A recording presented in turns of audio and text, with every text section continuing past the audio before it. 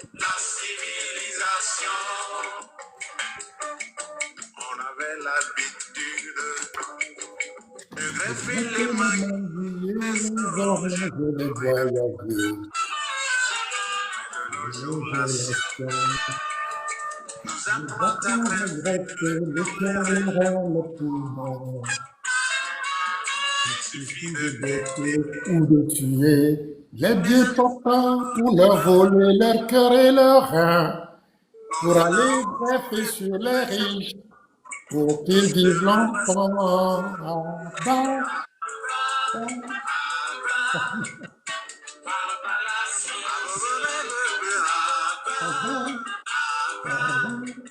la civilisation.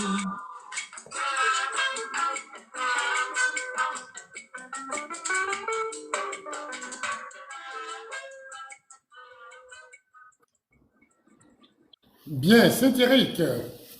Je sais que certains sont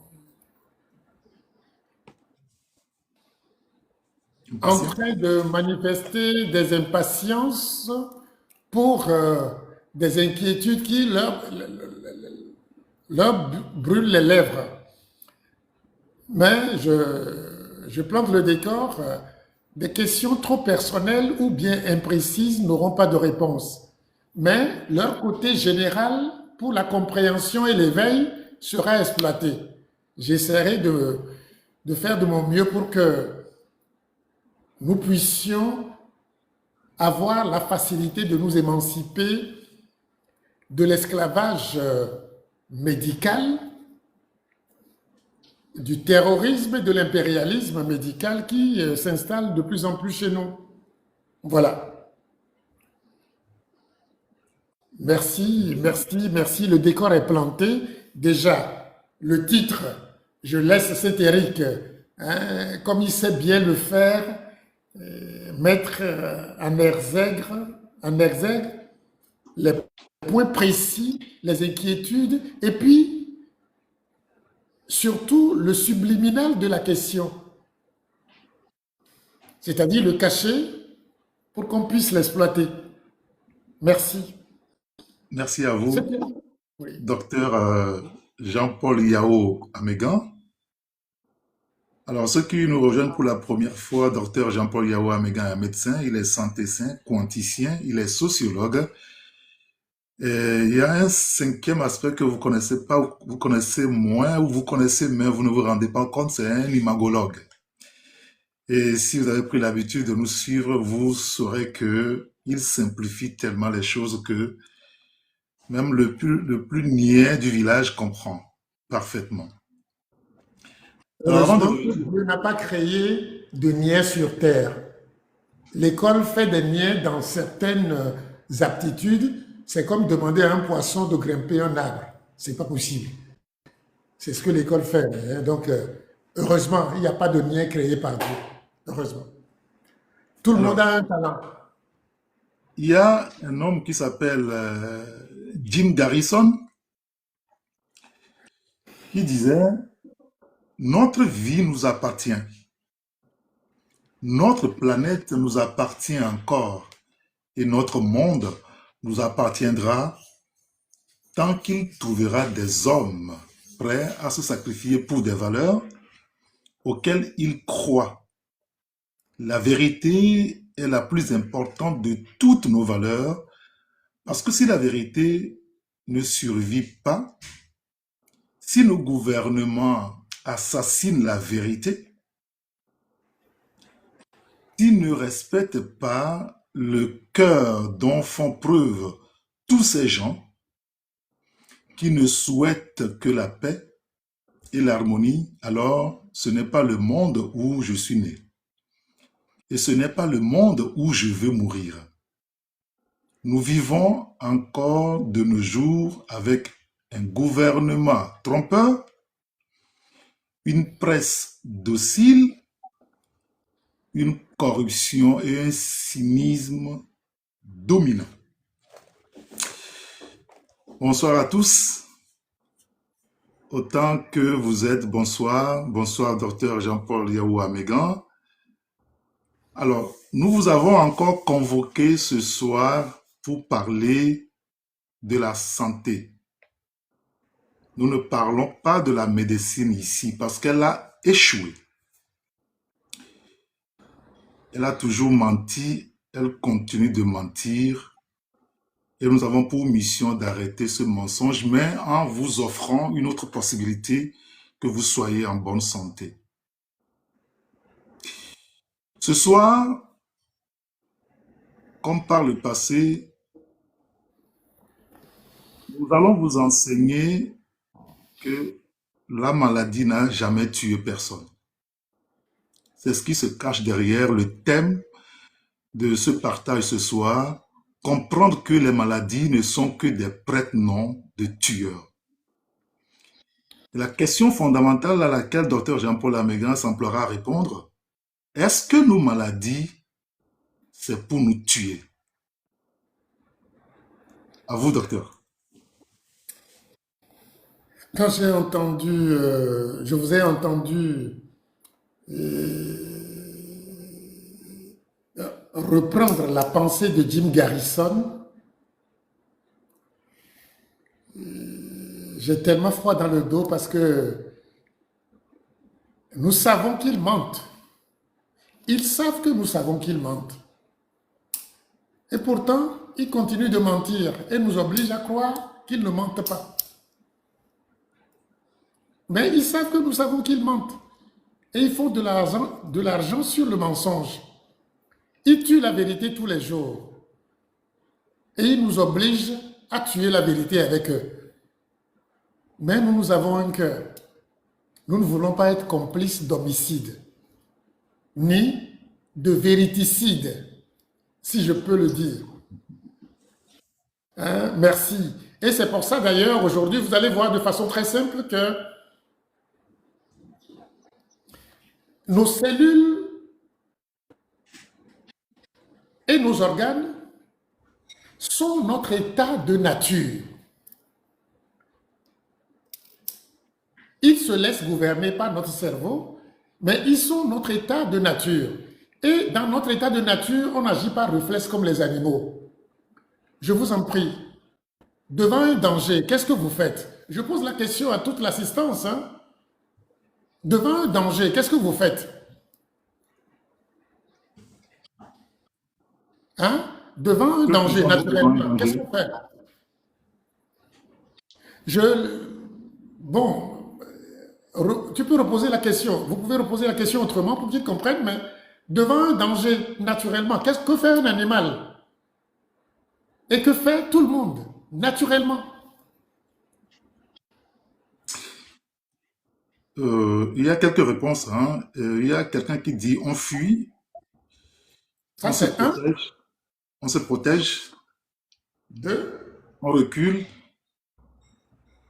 3, on panique, oui, on cherche une solution, oui, on court. ça rejoint, on fuit. Oui, voilà, en gros. On Donc, se défend. vous voyez, et tout ce que vous avez cité là, c'est à quelle fin? Vous pouvez les répéter, les 5, hein?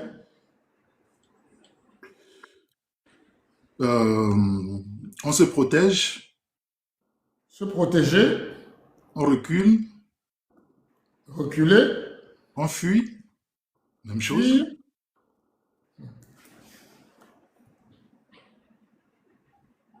On court, on se défend, se défendre.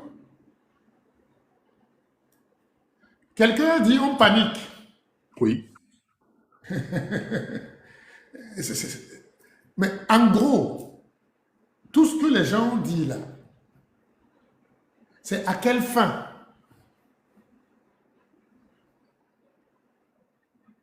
Si j'enlève le on panique, parce que quand on panique, hein, on devient zinzin. Alors, Donc, il y a un auditeur qui dit tout ceci pour mais notre la question bien. que j'ai posée, C'est ce que fait tous les animaux. Hein. Donc le on panique là, on ne peut pas le dire. Bon, par analyse psychologique, oui, mais on ne peut pas le dire. Mais en gros, tout ce qu'on... Ça dit, se protéger, je ne sais pas ce que ça veut dire, reculer, fuir, se défendre, c'est à quelle fin? Pour sauver sa vie. Pardon? Pour sauver sa vie. Ok. Est-ce que c'est pour se tuer? Est-ce que, en faisant, c'est-à-dire en se protégeant, en reculant, en se défendant, en fuyant, est-ce que c'est pour se tuer? Non. Vous voyez comment c'est aussi simple à comprendre? Nos cellules, nos organes, qui sont restés dans notre état de nature, quel que soit ce que nous comprenons, parce que nous, avec notre cerveau, on apprend d'autres choses. On voit d'autres choses. Mais même si tu prends l'avion, ton foie ne sait pas que tu prends l'avion. Ton intestin ne sait pas que tu prends l'avion. Hein? Seul ton cerveau sait que tu prends l'avion.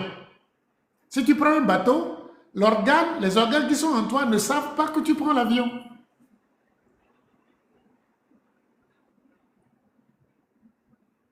Donc, ces organes-là sont dans leur état de nature, c'est-à-dire se défendre ou se protéger.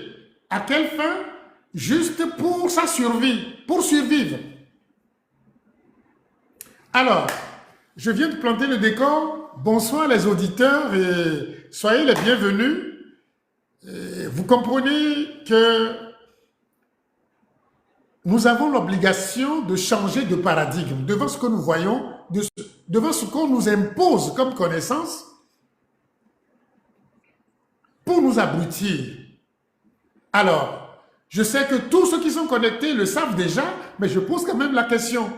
Qu'est-ce que la vie animale ou humaine?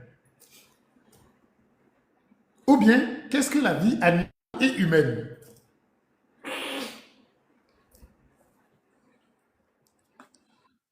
La question est à nous tous. Hein? Oui, oui, oui.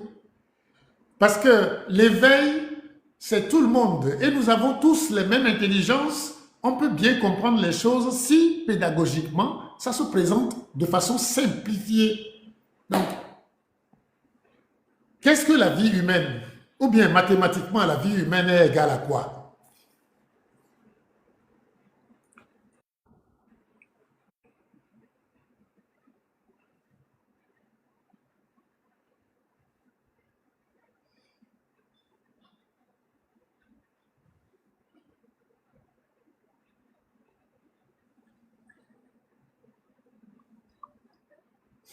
Et, pardon, je parle de la vie physique, parce que c'est ce qui nous intéresse ici. Quoique je suis quanticien, je connais les autres aspects qui dominent la vie physique, qui ne représentent que 0,03%. Mais ce que nous partageons ici, c'est la vie physique. N'allons pas dans d'autres dimensions, dans le quantique, dans le vibratoire et autres, quoique c'est important. Notre vie physique tient à quoi? Presque tous ont dit la circulation sanguine. Ok. Donc, tant que notre sang circule, ou bien tant que le sang d'un animal circule, il est vivant. Physiquement, du moins.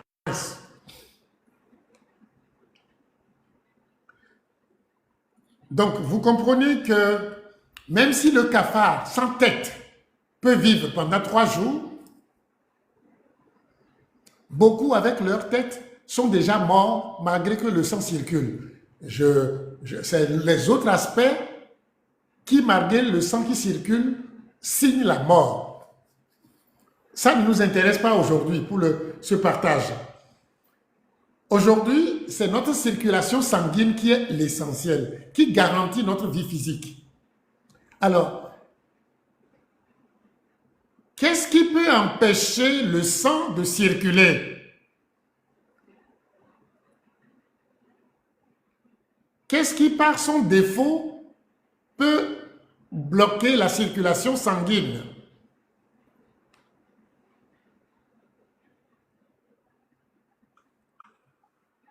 Vous pouvez demander aussi la main hein, pour monter, pour répondre à la question, ou vous laissez la réponse dans le chat. Qu'est-ce qui peut, par son absence, empêcher la circulation sanguine?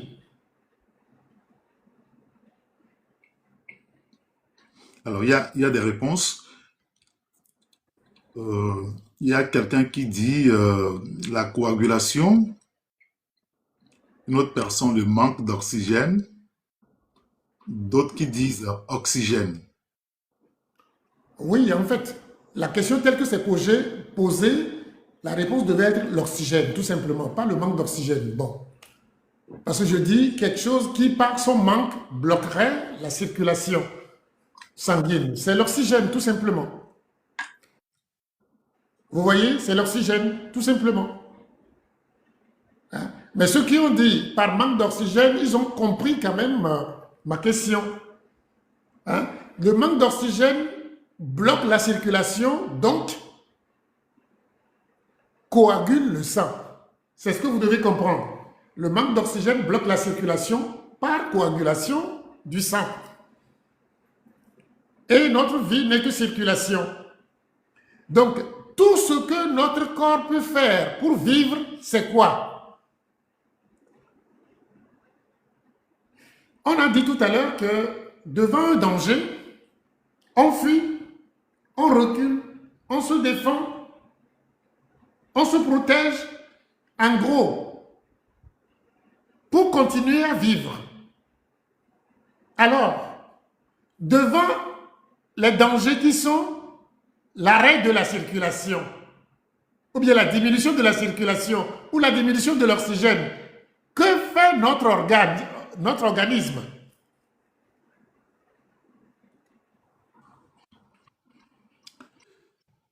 Il y a un auditeur qui dit forcer la circulation. Bravo. Quand il y a diminution de l'oxygénation, qu'est-ce que l'organisme fait?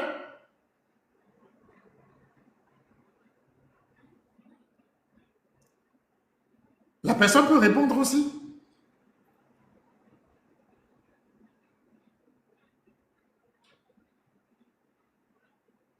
Il met en place des stratégies de contournement. Non. N'essayez pas de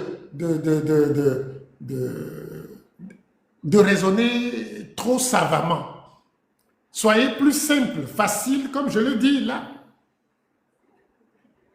Vous avez vous avez un manque d'oxygène. Qu'est-ce qui est naturel qu'on doit faire?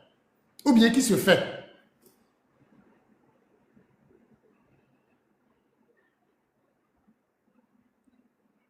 Mes chers, c'est simple. On augmente le rythme respiratoire. C'est tout. Comme vous avez dit, pour la circulation qui diminue, on force. Pour l'oxygène qui baisse, on augmente la respiration. C'est aussi simple que ça. C'est-à-dire le nombre de fois qu'il faut respirer par minute augmente. C'est aussi naturel. Ce qu'on vient de dire là, puisque l'oxygène et la circulation déterminent la vie, s'il y a baisse, l'organisme doit réagir par augmentation de la capacitance. C'est-à-dire l'augmentation de la circulation sanguine et puis l'augmentation de l'oxygène qu'on reçoit. Ça s'appelle en gros les dyspnées. Vous voyez un peu? Les dyspnées, c'est-à-dire les problèmes respiratoires. Vous voyez l'effort qu'il faut pour augmenter l'oxygénation est appelé problème respiratoire, dyspnée. L'effort pour forcer la circulation, c'est-à-dire l'effort préservatif vical, est appelé hypertension artérielle. Vous comprenez? Le décor est planté, hein? nos corps sont omnipotents et totipotents comme l'est Dieu. Donc Dieu est en nous. Et quand on a un problème de santé, la première réaction, c'est de préserver la vie. Qui n'a pas compris ce que j'ai dit jusqu'ici? Vous voyez déjà que je viens de battre en retraite l'hypertension, problème de santé, et la dyspnée, forcément problème de santé. Qui n'a pas compris jusqu'ici?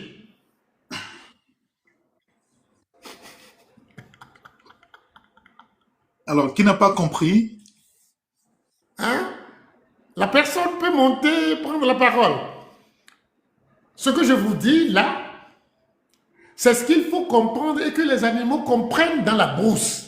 Et que nous, avec nos gros diplômes de médecins, j'en suis un, par psittacisme, c'est-à-dire par récitation mécanique de cours à la faculté de médecine jusqu'au doctorat, en récitant des choses qu'on ne comprend pas. Mais là, je vois que avec mon doctorat, j'étais moins qu'un animal. Parce que l'animal comprend mieux la vie que moi. Hein? Ce que je viens de vous dire là, rien que ça. Qui n'a pas compris? Parce que augmenter la tension, c'est préserver la vie. Avoir des dyspnées, c'est pour préserver la vie. Parce que nos organes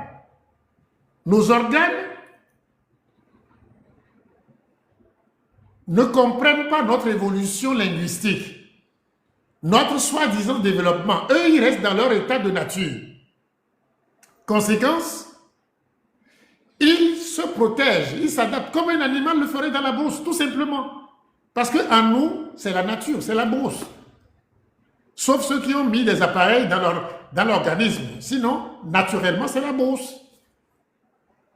Qui n'a pas compris ce que j'ai dit jusque-là? Rien que pour l'hypertension et pour les dyspnées, c'est-à-dire les problèmes respiratoires.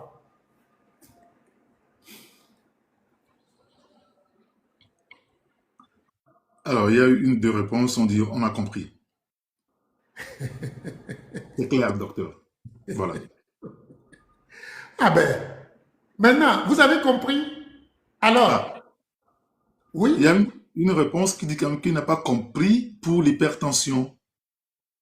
ok. J'ai dit tout à l'heure que la circulation sanguine garantit la vie. Lorsque cette circulation venait à être bloquée ou diminuée, que doit faire l'organisme? Les gens ont dit, l'organisme va forcer cette circulation. Et forcer cette circulation, ça s'appelle hypertension médicalement. Donc, l'hypertension, contre tout ce qu'on vous a dit, n'est pas pour tuer. C'est pour sauver plutôt, puisque c'est pour préserver, vaille que vaille, la circulation sanguine qui garantit la vie.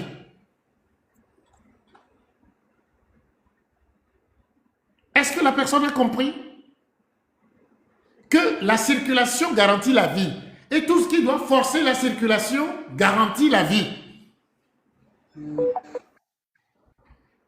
Est-ce que la personne a compris? Oui, elle a dit oui. Ah, vous voyez, donc l'hypertension, c'est l'effort préservatif vital. Je répète, l'hypertension artérielle, qu'on appelle HTA, c'est l'effort préservatif vital. C'est-à-dire, c'est l'effort de nos organes pour préserver la vie de notre état que nous sommes. J'espère que c'est clair. Vous voyez pourquoi en Santécine, on a rebaptisé l'hypertension artérielle comme effort préservatif vital. Et ça explique à suffisance que l'hypertension n'a jamais tué quelqu'un. Que l'hypertension n'a jamais créé de problème à quelqu'un. Voilà, quelqu'un l'a mis. Donc l'hypertension n'est pas une maladie. Vous comprenez? Vous comprenez très bien, c'est vrai. Parce que l'hypertension n'a jamais créé ni d'AVC, ni d'arrêt cardiaque, ni d'insuffisance rénale, et tout ce qu'on vous raconte, on vous rabat les oreilles avec, au point de le qualifier d'un tueur silencieux. Soyez sérieux. Ils n'ont pas hésité à crucifier Jésus. Et ils continuent de le faire. L'hypertension, c'est encore cet ange-là qu'on sacrifie tous les jours. Et quand on le tue, on va dire que Jésus est mort pour nos péchés. On nous dit ça, hein? Mais en tuant l'hypertension, on nous tue.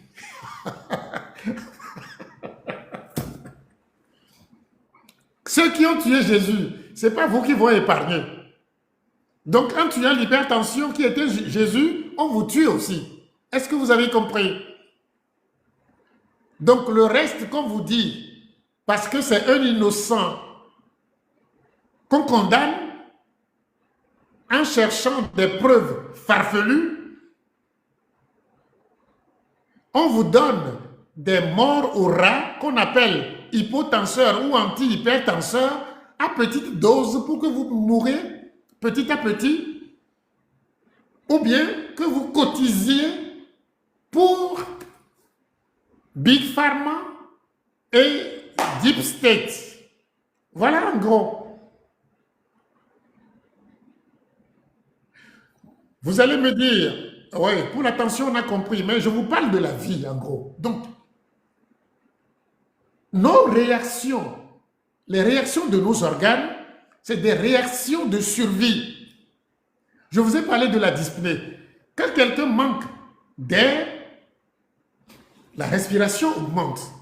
En médecine, on appelle ça une dyspnée. Je ne vais pas rentrer dans les détails pour qualifier les types de dyspnée. On appelle ça une dyspnée. Le fait d'avoir une polypnée, c'est-à-dire respirer plus qu'avant, mais ça, c'est considéré aussi comme une dyspnée.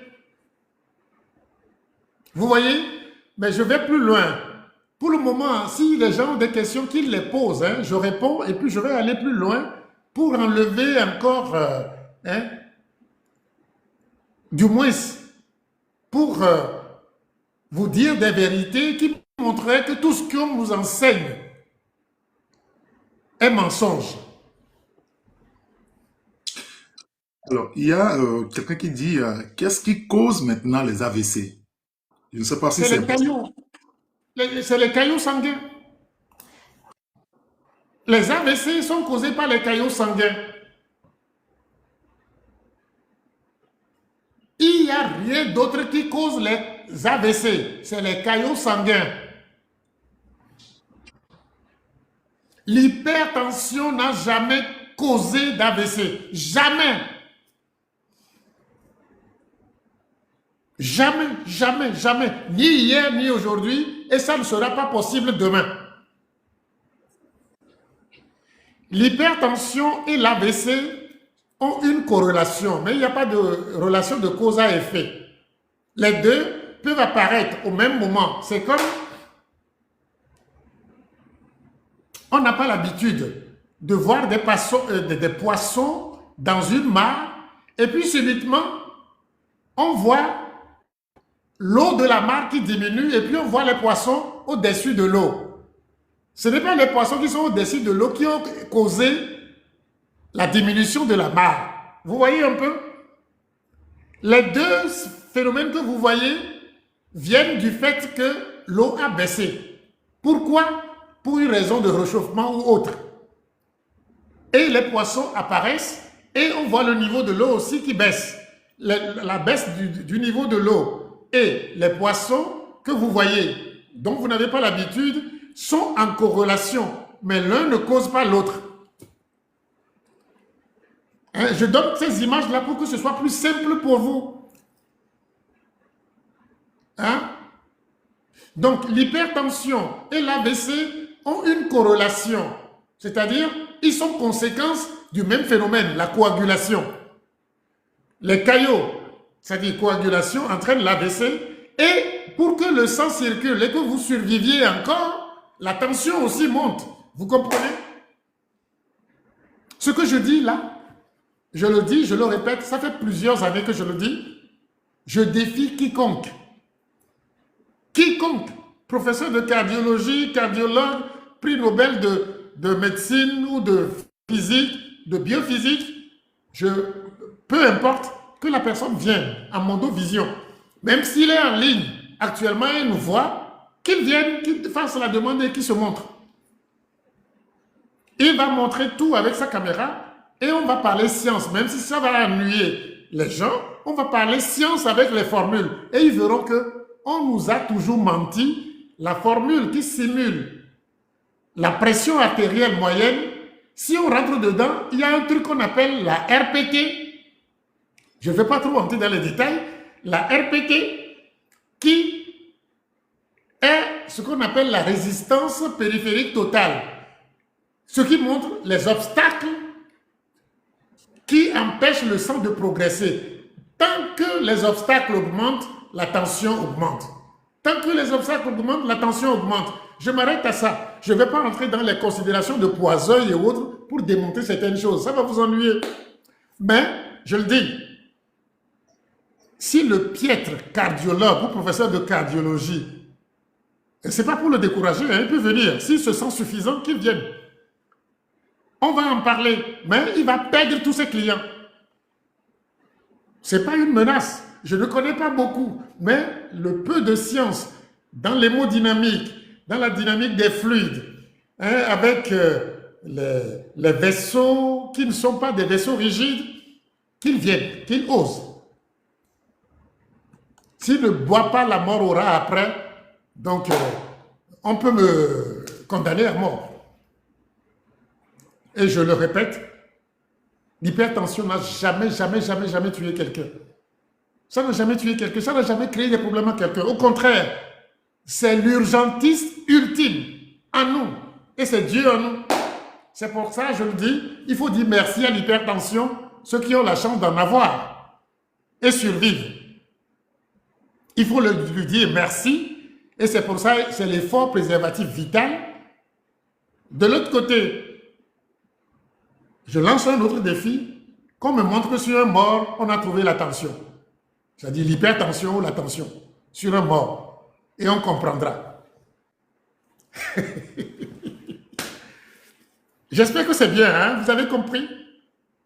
Oui, c'est bon, on peut continuer, on peut avancer. Bon, je prends un autre exemple. Qu'est-ce que l'atout? Je vais aller très facilement, lentement, pour que tout le monde comprenne. Qu'est-ce que l'atout?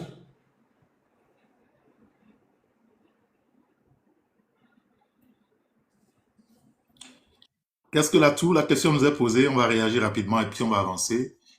Et docteur est en train de nous amener au sujet, au thème de ce soir, qui est, je précise, comprendre que les maladies ne sont que des prêtres noms de tueurs. Oui, c'est des prêtres, non. Sinon, c'est des innocents condamnés. Et c'est Eric, si Coty veut monter, tu peux la laisser. Hein. Je te l'ai dit plusieurs fois. C'est une personne en qui j'ai confiance. Si elle veut monter, tu peux la laisser, il n'y a pas de problème. Tout le monde qui cherchera à monter, on va les monter. Tous ceux qui demanderont la main, on les montera de toute façon. Ne vous inquiétez pas, docteur. Merci. Alors, il y a quelques réponses ici. Il y a quelqu'un qui dit infection pulmonaire. Non. Laissez les causes de côté. Ce que vous appelez infection pulmonaire, on va voir tout à l'heure. Je vous ai parlé d'une mare et des poissons tout à l'heure. On verra. On va voir tout à l'heure. Qu'est-ce que la toux? Réflexe de dégagement. Qu'est-ce que ça veut dire? Nous, ici, on a une voie qu'on appelle voie de dégagement nord. Donc, je ne sais pas ce que ça veut dire. Un peu comme chez les catcheurs, quoi. Alors, il y a un auditeur qui dit le mécanisme de défense des poumons. Là encore, il nous berce là. Je ne comprends rien. Un autre auditeur dit c'est l'alerte du système respiratoire. Non. Vous L'atout, aimez les blablabla, hein? Vous allez raconter des histoires, des berceuses aux enfants, hein? C'est pas bon, la- ça. l'atout est un moyen de défense pour les poumons, dit un autre. Oh. Ce que vous dites est vrai, hein, mais vous êtes loin. C'est-à-dire que l'aliénation mentale nous fait parler sans rien dire. D'accord. Alors, soyez plus féconds. Un autre auditeur dit l'atout, c'est le désencombrement plutôt des poumons, excusez-moi. Le désencombrement des poumons. Bon, si l'atout est le désencombrement des poumons, lorsque on crache, c'est quoi alors?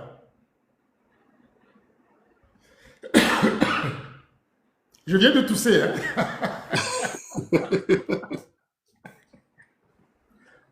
Hein? Et comprenez pour une fois, et je vous le dis, ne venez pas dans l'arche et restez avec vos vieux disques là que vous ne voulez pas formater. Les voies respiratoires, c'est pour envoyer de l'air dans les poumons. La personne qui a dit dégagement, je sais ce qu'il pense, mais il croit que c'est ce qu'il pense qu'il a dit, mais c'est faux. Maintenant, si quelque chose bloque l'air pour rentrer dans les poumons, l'organisme s'efforce à rejeter la chose dehors. C'est-à-dire, c'est le fait d'expulser violemment l'air des poumons. C'est ça l'atout en fait. Et mettez votre main devant votre bouche et toussez. Vous allez voir qu'il y a de l'air qui sort. Vous voyez? C'est l'effort pour dégager de façon brutale ce qui bloque l'air de rentrer. C'est ça qu'on appelle l'atout. Je vous le dis simplement, laissez les définitions que moi j'ai récitées pour devenir médecin. Laissez ça de côté. Maintenant, cet effort-là que vous faites pour expulser l'air avec tout ce qui bloque les poumons, les voies aériennes supérieures, lorsque vous faites cet effort-là brutalement, on appelle ça l'atout. Vous voyez? Et s'il advenait que vous sortez quelque chose des poumons qui semblerait encombrer les voies aériennes, on appelle ça une expectoration. C'est-à-dire ce qui bloque les poumons pour les empêcher de recevoir de l'air. Est-ce que jusque-là vous avez compris? Donc l'atout, réellement, cette expulsion brutale de l'air, accompagnée de ce qui probablement bloque l'entrée de l'air en nous, s'appelle l'atout. Donc vous voyez que l'atout, en fait, c'est pour vous permettre de mieux respirer. Est-ce que jusque-là vous avez compris ce que c'est que l'atout? Et avec moi, vous comprenez que l'atout ne peut pas tuer quelqu'un. Ça ne peut que l'aider à respirer. Donc, si vous voulez aider l'atout, vous aidez à dégager ce qui bloque les voies aériennes. On appelle ça les fluidifiants et autres. Ce n'est pas l'atout qu'il faut bloquer. Vous voyez? Ce n'est pas l'atout le problème. C'est ce qui fait qu'on tousse qui est le problème. C'est ce qui bloque l'air de rentrer qui est le problème. Je ne sais pas si vous avez compris.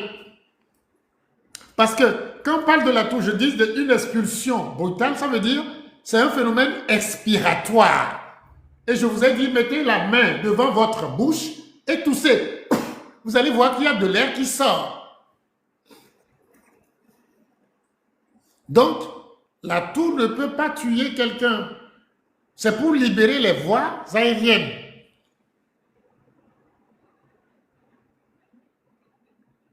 Est-ce que vous avez compris pour l'atout?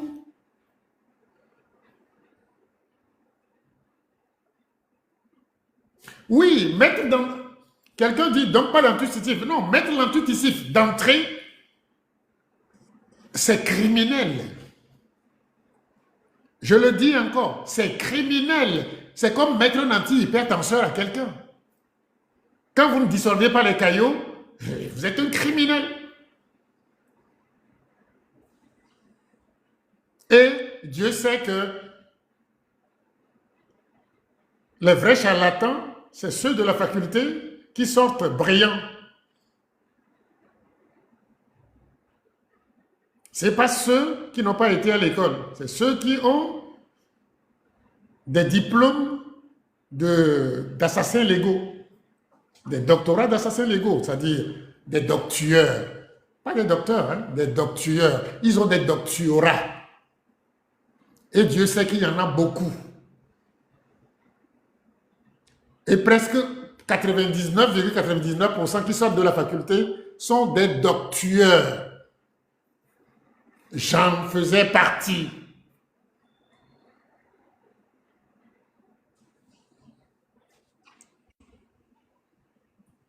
Est-ce que pour l'atout, vous avez compris? Si vous avez compris pour l'atout, je vais faire le raisonnement inverse. Vous allez voir. Bien. Donc, vous comprenez que, en fait, que les gens n'aient pas peur. Hein, je ne suis pas ici pour terroriser. La médecine nous a déjà tellement terrorisés avec ces mandants comme l'OMS et l'UNICEF, pardon, l'UNESCO, oui, avec l'UNICEF et consorts, mais ici, mon objectif est de permettre aux gens de réfléchir par eux-mêmes pour éviter que les récitations mécaniques ne soient leur supposé savoir, qu'ils ne sont pas des connaissances. Donc, c'est pour ça que je fais cette émission. Donc, je vais de façon très pédagogique pour rendre les choses plus simples. Mais, pas moins vrai, hein? Non. C'est plus que vrai. Plus que ce qu'on récite, parce que ce qu'on récite la plupart du temps, c'est manipulatoire. Voilà.